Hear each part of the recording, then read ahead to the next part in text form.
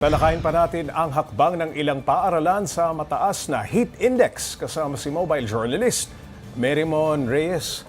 Ko, init. Init, update. Damang-dama. Init. Okay, Merymon, nung dumalo ka sa paaralang ito, kamusta naman ang sitwasyon ng mga estudyante doon? Pops J, kasi kaninang umaga yon. So since hindi pa tanghaling tapat, luckily for them, hindi pa nila gaanong nararamdaman yung pagtirik talaga nung araw. Pero ramdam mo na yung sa balat mo yung tuyong-tuyo ka na at kailangan mo uminom ng tubig every now and then talaga. Ilang estudyante ang inabutan mo roon doon sa classroom? Pops J, marami silang classrooms. Yung population nun is around 1,900 para sa elementary school na to. Pero hindi siya, pag tinignan mo yung classroom, hindi na siya sila sobrang jam-packed talaga. Para masiguro na pagka hindi kayo dikit-dikit, syempre, at so may space time out ka. na. Yes, para may Okay. space ka para makapag-cool off and hindi kayo pagpawisan, makapag-function ng maayos yung mga bata. Kamusta naman yung ating mga teachers, yung mga guro?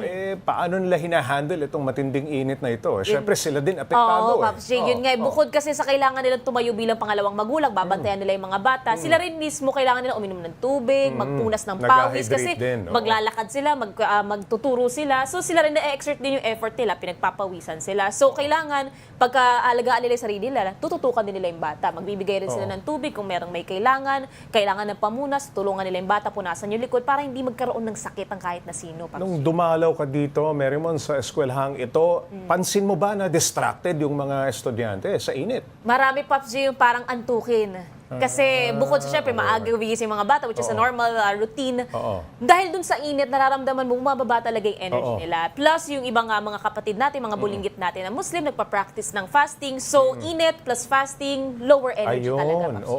Merymon, sa ginawang hakbang ng school administration ng Jeronimo Santiago Elementary School na shortened class period, naging epektibo naman ba ito?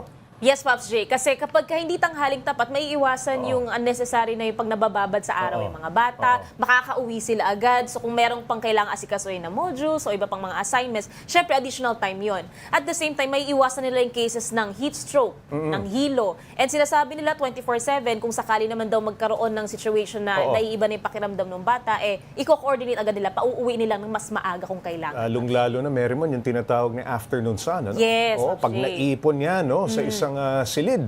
Parang kulob na kulob ka. Ang init. Eto, nasabi mo sa report mo, Merymon, kulang sa ventilation ang paaralan na marahil ganito rin ang sitwasyon sa ibang public schools. Ano naman ang nakikitang solusyon ng school admin para dyan? Pops J, sa nakita natin, nagdadagdag sila ng electric fans as much as possible.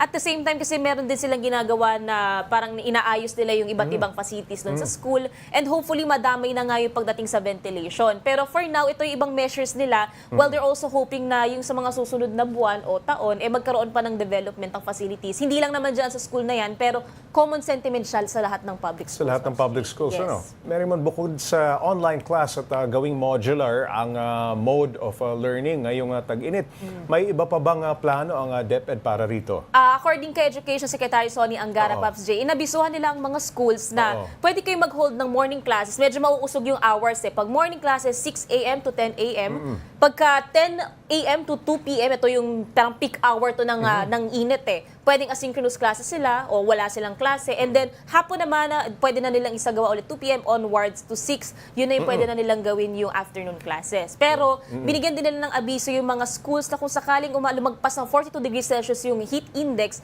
pwede kayong magdesisyon kung ano ba yung nasa ikabubuti ng mga estudyante. So, minomonitor ngayon Yes, ng Pops mga J. guro at Yes, altogether school kasama ang admin. LGU, Pops J, pagdating doon. Okay, maraming salamat, Mobile Journal, Merymon Reyes.